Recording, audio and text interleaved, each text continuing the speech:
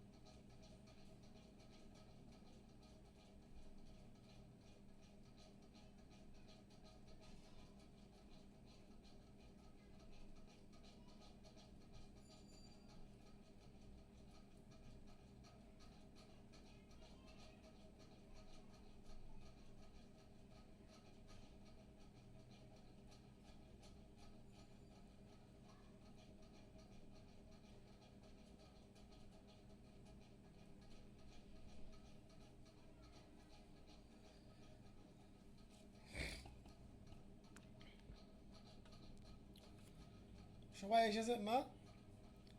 Sorry একটু late হইলো, just a minute. আচ্ছা, আমরা 3 ধারা থেকে শুরু করব। ব্যাখ্যা মূলক অনুচ্ছেদ, যেটা হচ্ছে আপনার ইন্টারপ্রিটেশন ক্লজ।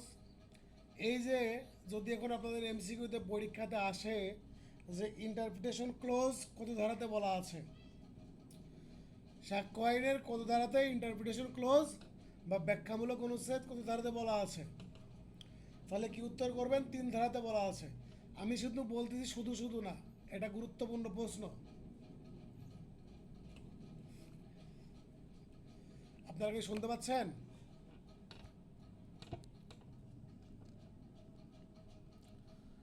শুনতে পাচ্ছেন? জি, শোনা যাচ্ছে।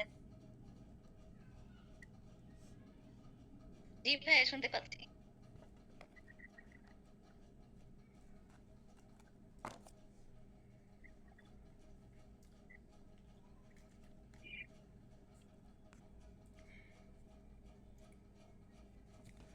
এই ব্যাখ্যামূলক অনুচ্ছেদে কতগুলো শব্দের সংজ্ঞা দেওয়া হয়েছে।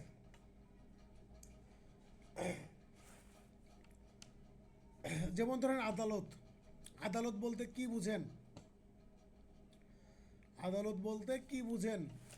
আদালত বলতে কোনো ইট পাথরের কোনো ঘরকে বোঝায় না। আদালত বলতে ইট পাথরের কোনো ঘর বা রুমকে বোঝায় না। আদালত বলতে বোঝায় বিচারক যে স্থানে অবস্থান করে বা যেখানে বসে, সেখানে বসে যদি সে সাক্ষ্য গ্রহণ করে বা সাক্ষ্য গ্রহণ করতে পারে, সেই স্থানটাকে কি বলে? আদালত বলে। এখন বিচারক যদি আপনার মিরপুরে একটা জায়গা বসে যদি সাক্ষ্য নেয় কোনো মামলার, তাহলে ওইটাই হবে কি? আদালত। আবার গুলিস্তানে বসে যদি সে আপনার কোনো মামলা যদি সাক্ষ্য গ্রহণ করে বা বিচার করে, ওইটাই হবে আদালত। এখন আদালত বলতে এই যে সিএমএম কোর্ট বা মহানগর দায়রা আদালতের, ঢাকা জজ কোর্টের আপনার যে রুমটা আছে ওই রুমকে বোঝায় না। আদালত বলতে বোঝায় যেখানে বিচারক অবস্থান করবে, যেখানে বসবে, বসে কি করবে? মামলার সাক্ষ্য প্রদান করবে, সাক্ষ্য গ্রহণ করবে। যেখানে সাক্ষ্য গ্রহণ করতে পারবে সেই স্থানটাকে কি বলা হচ্ছে? আপনার আদালত। এখন এই সালিশদার যারা সালিশ করেন, তাদেরকে কিন্তু আদালত বলা যায় না, তাদের আদালত বলে গণ্য করা যায় না। আদালত হইতে হলে কি হইতে হবে? বিচারক হইতে হবে। বিচারক নিয়োগ হয় কীভাবে? বাংলাদেশ জুডিশিয়াল সার্ভিস কমিশনের মাধ্যমে। এখন যারা সালিশ করে, সালিশ তো যে কোনো ব্যক্তি করতে পারে, তাই না? এখন সালিশের মাধ্যমে কি হবে না, আপনার যদি কোনো আপোষ মীমাংসা হয় সেটা আদালত বলে গণ্য হবে না, বা সালিশ করতে যদি বসে তাহলে সেটা আদালত বলে গণ্য হবে না। তাহলে আপনারা আদালত বলতে কি বুঝলেন বলেন তো কেউ একজন?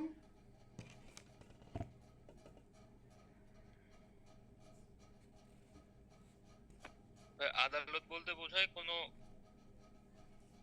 ম্যাজিস্ট্রেট বা বিচারক বা যিনি সাক্ষ্য গ্রহণে আইনানুগ ক্ষমতা সম্পন্ন ব্যক্তি।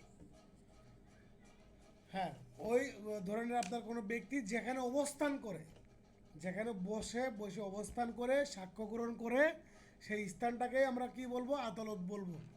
আদালত বলতে কোনো নির্দিষ্ট ঘরকে বোঝাবো না, বা নির্দিষ্ট বিল্ডিং ইট পাথরকে বোঝাবো না।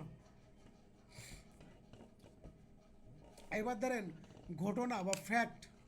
ফ্যাক্ট আমরা আমাদের সাথে দৈনন্দিন জীবনে অসংখ্য ঘটনা ঘটে। যেমন ধরেন যে মুশফিক ভাই আজকে বাজারে গেছে, বাজারে এসে রিক্সা নিয়ে গেছে, রিক্সা নিয়ে যাওয়ার পরে প্রতিমধ্যে আরেক রিক্সা কী করছে? মুশফিকের রিক্সায় কী করছে? মেরে দিছে, বা ছোটো একটা অ্যাক্সিডেন্ট হয়েছে। এটা একটা কি? ফ্যাক্ট। আবার আজকে বৃষ্টি হয়েছে, এটা একটা ফ্যাক্ট। আজকে গরম পড়তেছে অনেক বেশি, এটাও একটা ফ্যাক্ট। আবার এই যে লিমা, লিমা আক্তার, সে কী করছে? তানহাকে একটা চাটি মারছে, এটাও একটা ফ্যাক্ট।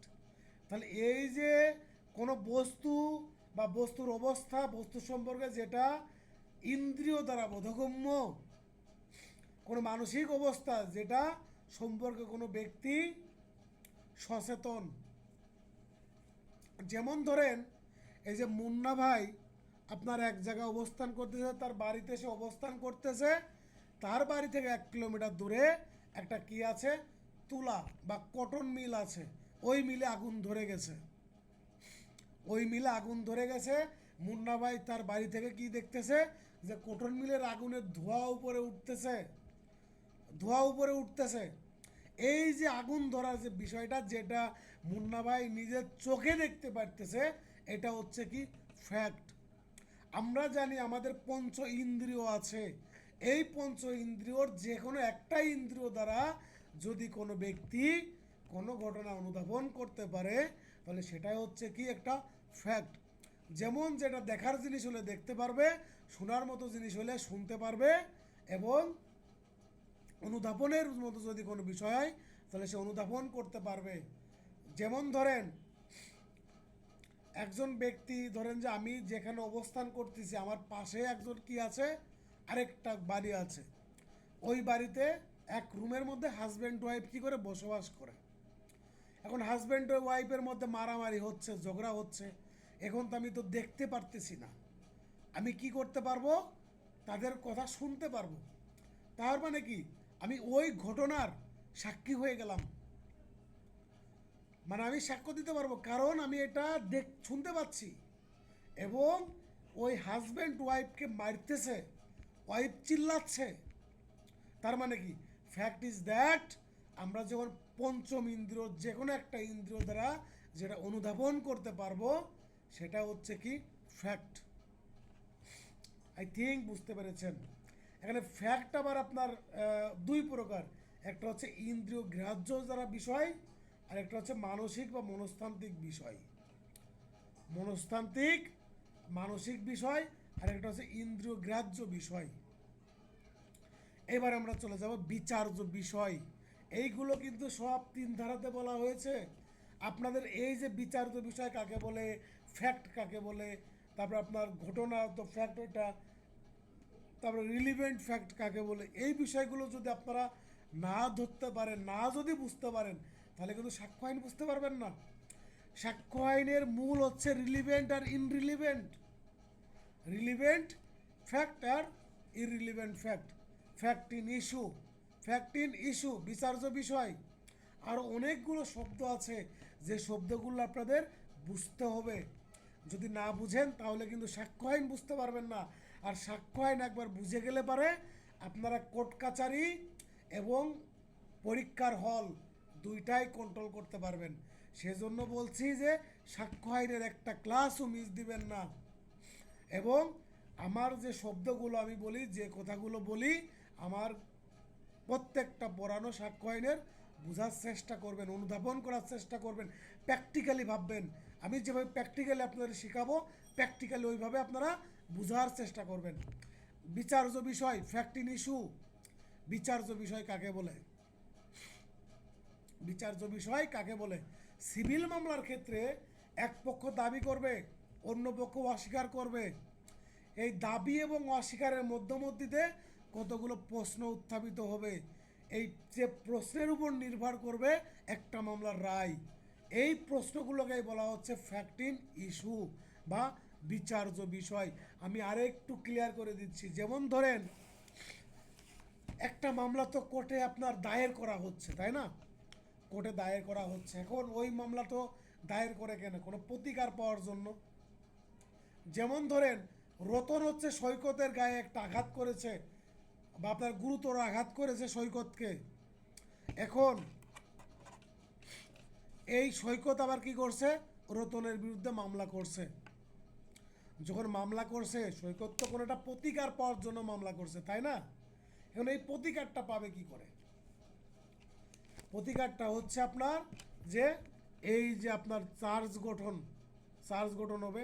এখন একটা মামলা রায় প্রদানের জন্য কতগুলো প্রশ্ন উত্থাপিত হয় এবং আমাদের সামনে কতগুলো প্রশ্ন আসে।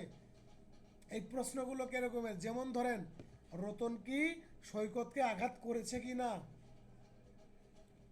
রতন সৈকতকে আঘাত করার সক্ষম ছিল কি না, রতন সৈকতকে ইচ্ছাকৃতভাবে আঘাত করেছে কিনা। এই যে কয়েকটা প্রশ্ন আমি বললাম, এই প্রশ্নের উত্তর বিচারক খুঁজবেন। বিচারক এই প্রশ্নগুলোর উত্তর খুঁজবেন। উত্তর খুঁজবে কার কাছে? যে সাক্ষী আছে, সার্কমস্টেন্সিয়াল এভিডেন্স এবং অন্যান্য প্রত্যক্ষ এবং অপ্রত্যক্ষ যে সাক্ষী আছে এবং ডকুমেন্টারি যে এভিডেন্স আছে, এই এভিডেন্সগুলো দেখবেন। দেখার পরে এই প্রশ্নের যে উত্তর আছে এই উত্তরগুলো খুঁজে যখন এই উত্তরগুলো পাবেন তখন আপনারা কী করতে পারেন? রায় ঘোষণা করতে পারবেন। তাহলে আমরা একটু সহজ করে নিই যে যে প্রশ্নের উপর নির্ভর করে বিচারক কী করেন? রায় প্রদান করে থাকেন, সেই প্রশ্নগুলোকে বলা হচ্ছে বিচার্য বিষয়, ফ্যাক্ট ইন ইস্যু। বিচার্য বিষয়ের কি ইংরেজিটা হচ্ছে ফ্যাক্ট ইন ইস্যু।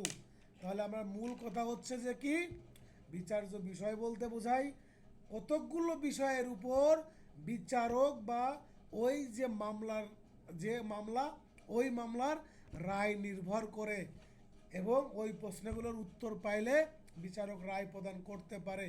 এই প্রশ্নগুলোকেই বলা হচ্ছে বিচার্য বিষয়, ফ্যাক্ট ইন ইস্যু। এখন ধরেন বিচার্য বিষয় দুই প্রকার, একটা হচ্ছে ঘটনাগত বিচার্য বিষয় আর একটা হচ্ছে আইনগত বিচার্য বিষয়। একটা হচ্ছে ঘটনাগত বিচার্য বিষয় আর একটা হচ্ছে আইনগত বিচার্য বিষয়।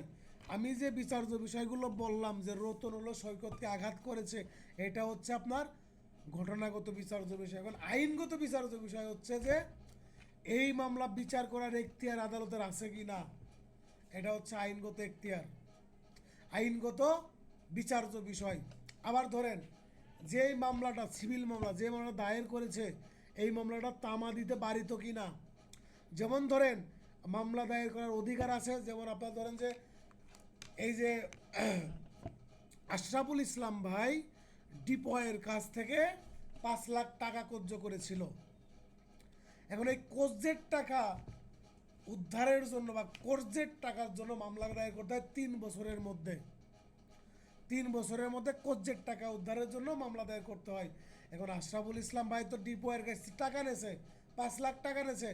এখন যেদিন টাকা নেছে তারপরে যেদিন আপনার আশরাফুল ইসলাম ভাই টাকা দিতে অস্বীকার করছে, এই অস্বীকারের তারিখ থেকে 3 বছরের মধ্যে মামলা করতে হবে। এখন কথা হচ্ছে ডিপয় মামলা করছে 12 বছর পরে গিয়ে, এখন এই মামলা তো চলতে পারে না, এই মামলা খারিজ হয়ে যাবে। কেন খারিজ হবে? মামলা করার কথা ছিল 3 বছরের মধ্যে, মামলা করেছে 12 বছর পরে। তার মানে কেন তামাদিতে বারিত।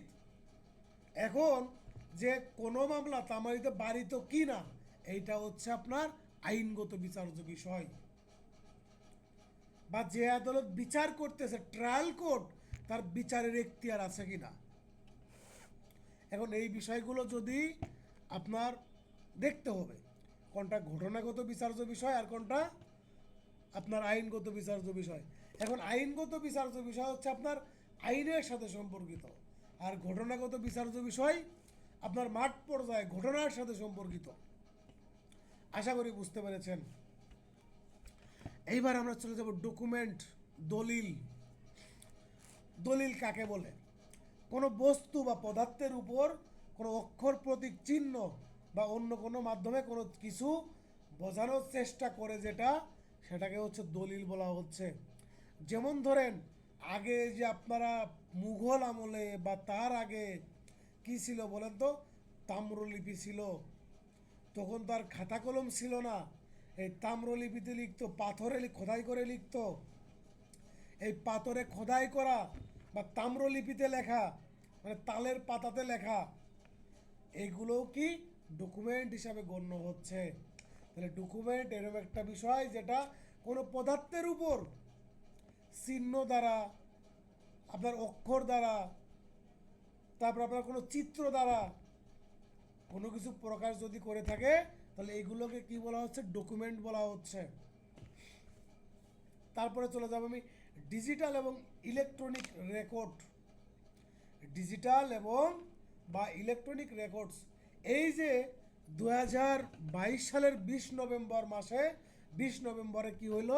সাক্ষ্য আইন সংশোধন করা হইল। আমরা জানি আমাদের জীবন এখন প্রযুক্তির বাইরে না, প্রযুক্তির বাইরে আমাদের জীবন আমরা কল্পনাও করতে পারি না।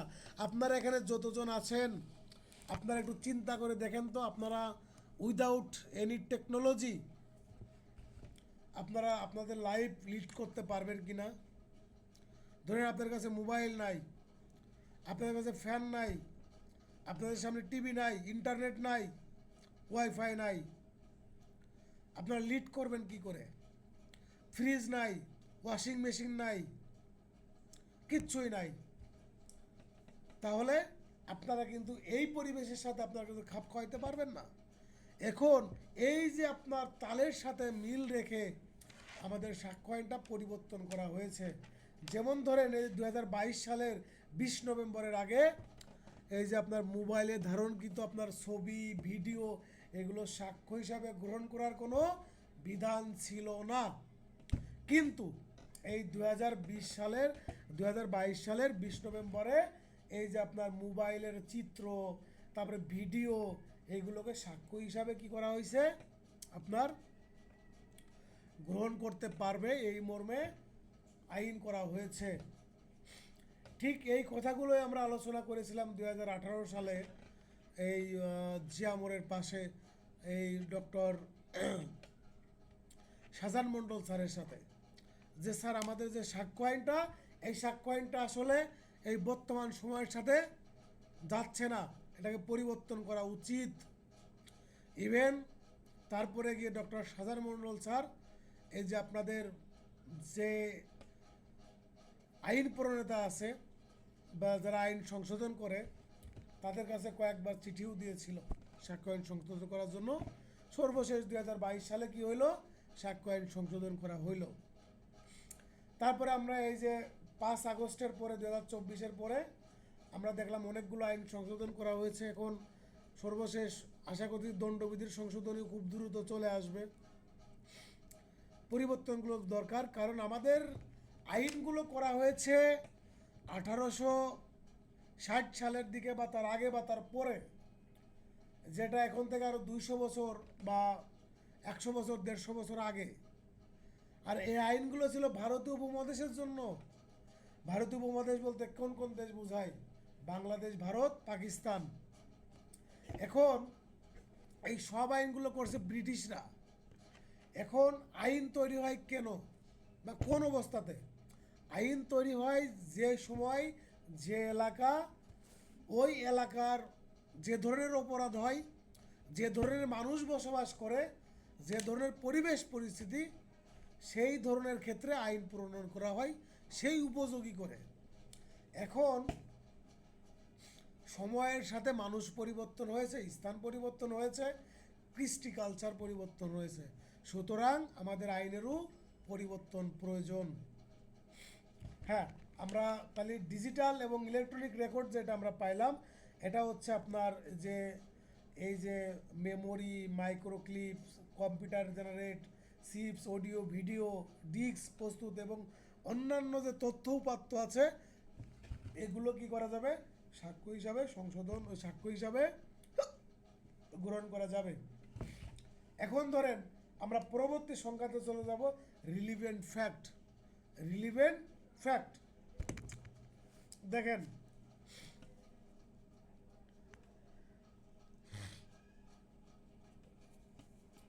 রিলিভেন্ট ফ্যাক্ট বলতে বোঝাচ্ছে যে একটা ঘটনার সাথে আরেকটা ঘটনা সরাসরি সম্পর্কিত হওয়া। যে সকল ঘটনা বিচার্য বিষয়ের সাথে জড়িত, বিচার্য বিষয় সম্পর্কে সঠিক ধারণা দেয় বা সঠিক সিদ্ধান্তে উপনীত হতে সাহায্য করে, তাদেরকে আমরা কি বলবো, রিলিভেন্ট ফ্যাক্ট বলবো। যেমন ধরেন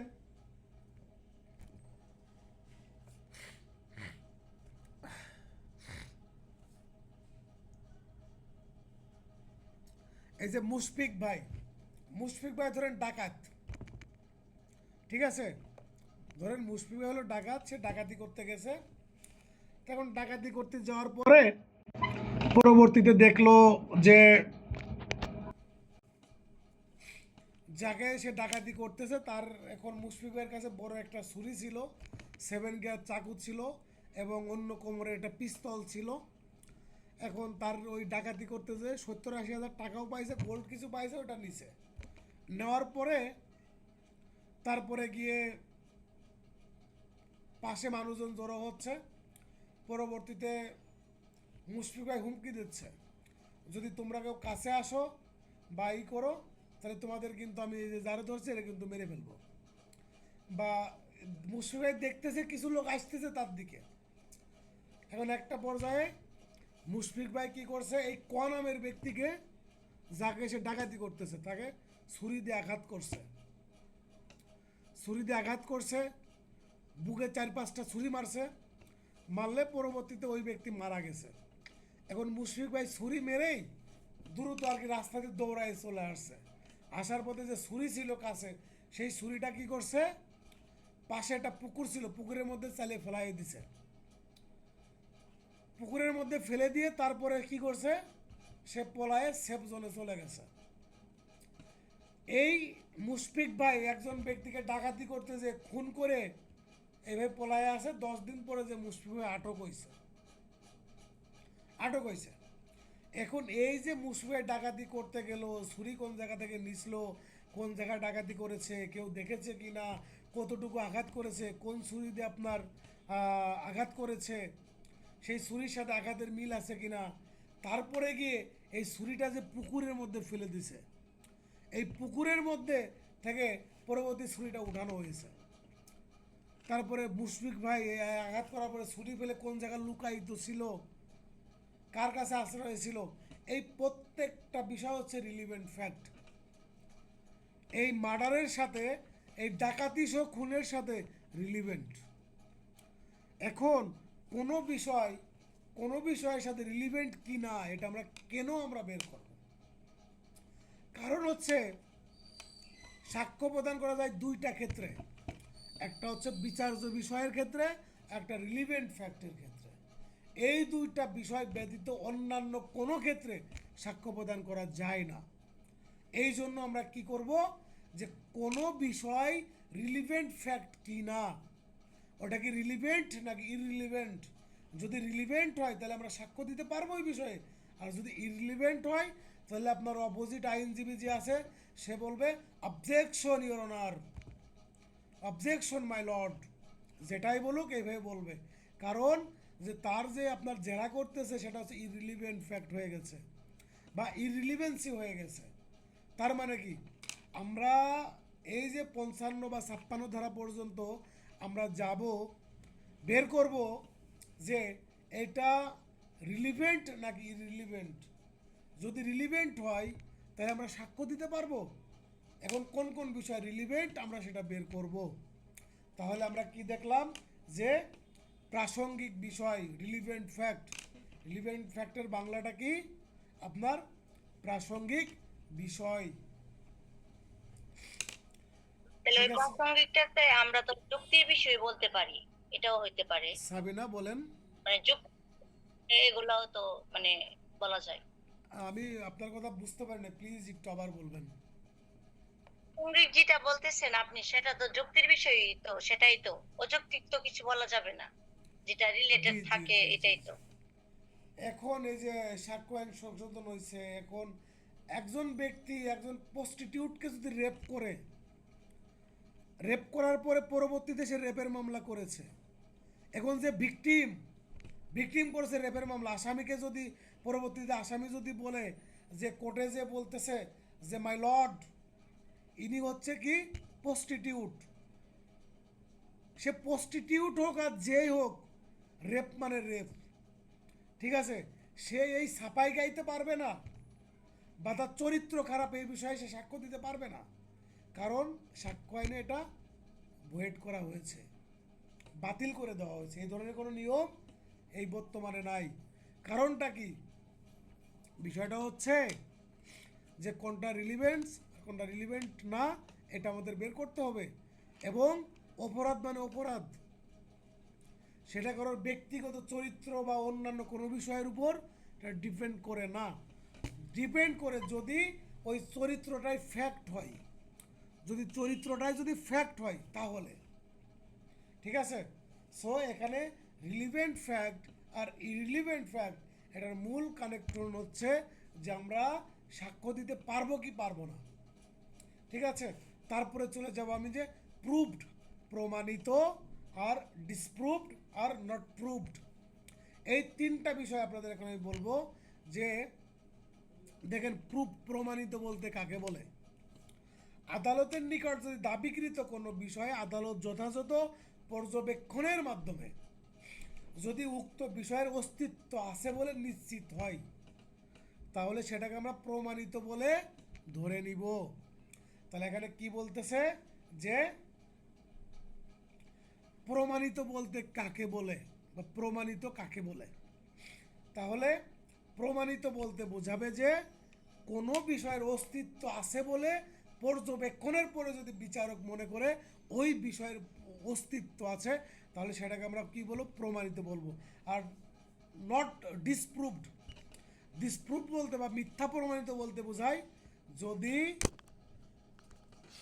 আদালতের নিকট কোনো বিষয়ে আদালত যথাযথ পর্যবেক্ষণের মাধ্যমে যদি দেখে যে ওই বিষয়ের অস্তিত্ব নাই, অস্তিত্ব নাই, তাহলে সেটা হবে কি মিথ্যা প্রমাণিত। তাহলে আমরা বললাম এটা প্রমাণিত আর একটা হলো মিথ্যা প্রমাণিত। প্রমাণিতর ইংরেজি হচ্ছে প্রুভড আর মিথ্যা প্রমাণিত ইংরেজি হচ্ছে ডিসপ্রুভড। অস্তিত্ব যদি না থাকে তাহলে মিথ্যা প্রমাণিত, আর যদি অস্তিত্ব থাকে তাহলে প্রমাণিত। আর আরেকটা আছে নট প্রুভড, প্রমাণিত নয়, প্রমাণিত নয়। এখন প্রমাণিত নয় হবে কখন বা নট প্রুভ হবে কখন? মুন্ডা ভাই আমি শেষ করে আপনার প্রশ্ন আমি নিচ্ছি, জাস্ট এ মিনিট। দেখেন আদালতের নিকট যে বিষয়টা দাবি করা হয়েছে সে বিষয়টা প্রমাণিত নাকি প্রমাণিত না এই বিষয় সম্পর্কেও জানা যায় নাই।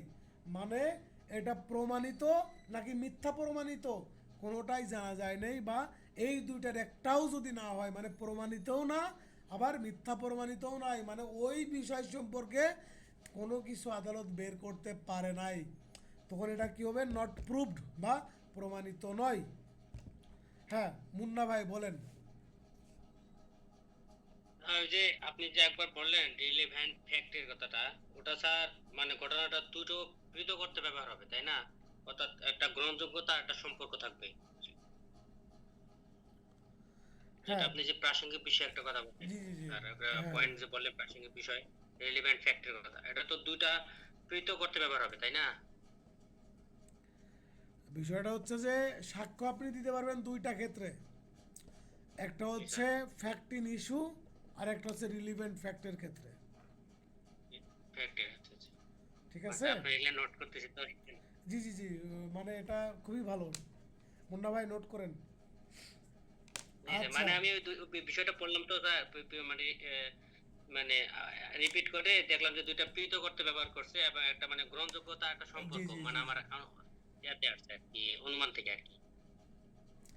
ঠিক এই আছে, জন্য স্যার প্রশ্নটা করলাম। আচ্ছা আচ্ছা ঠিক আছে জি স্যার, ভাইজান। জি হ্যাঁ এইবার জি স্যার, ধরেন জি। ভাই আমার একটা কোশ্চেন আলামিন ভাই নাকে বলেন, আশরাফ, যে আমার আশরাফুল কোশ্চেন ইসলাম হচ্ছে ভাই। আদালতে আদালতে যদি কোনো মামলার ক্ষেত্রে নট প্রুভড হয় তখন আদালতের ডিসিশনটা কি কি হবে বা কি হয়? এটা প্রশ্ন করছে কে, আশরাফুল ইসলাম ভাই? জি জি জি। আচ্ছা দেখেন তাহলে আশরাফুল ইসলামের ভাইয়ের এই প্রশ্নের জবাবের মাধ্যমে উত্তরের মাধ্যমে আমি আজকে আমার ক্লাসটা শেষ করব। দেখেন এরশাদের একটা মামলা ছিল জানেন? জনতা জনতা টাওয়ার না অন্য কিছু? জি জি না অনেক মামলা তো ছিল আর কি, কোনটা বলবো?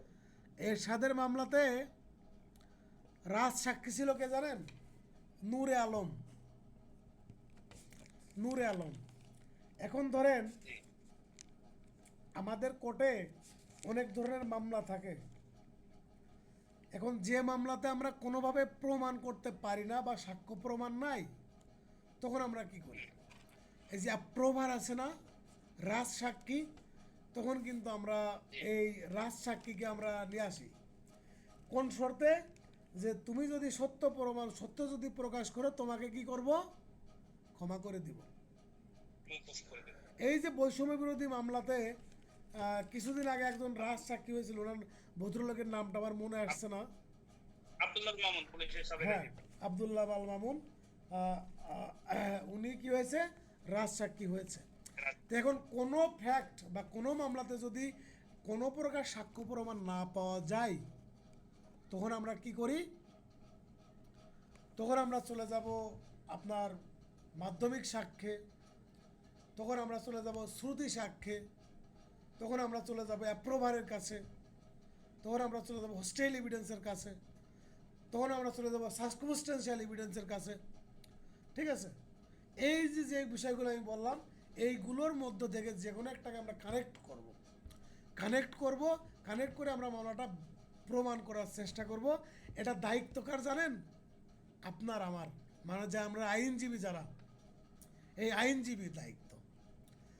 একটা আসামি মামলা পক্ষে যখন, আইনজীবী প্রমাণ করবে না, জি জি, এটা কি আসামি পক্ষের আইনজীবীরা প্রমাণ করতে হবে নাকি যে বাদী আছে ওর আইনজীবী প্রমাণ করতে হবে?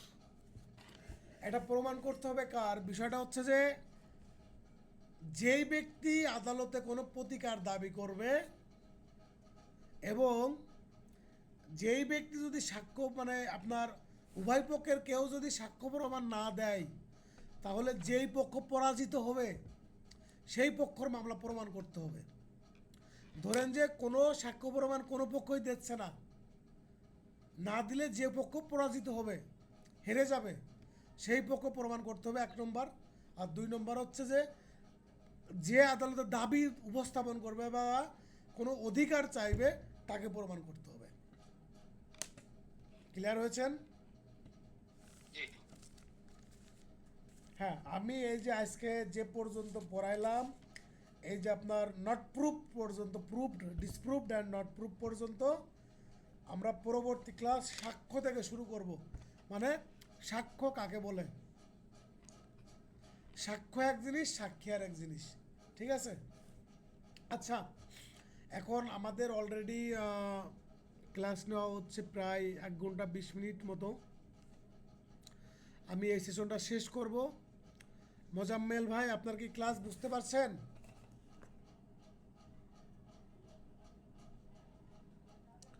মোজাম্মেল ভাই,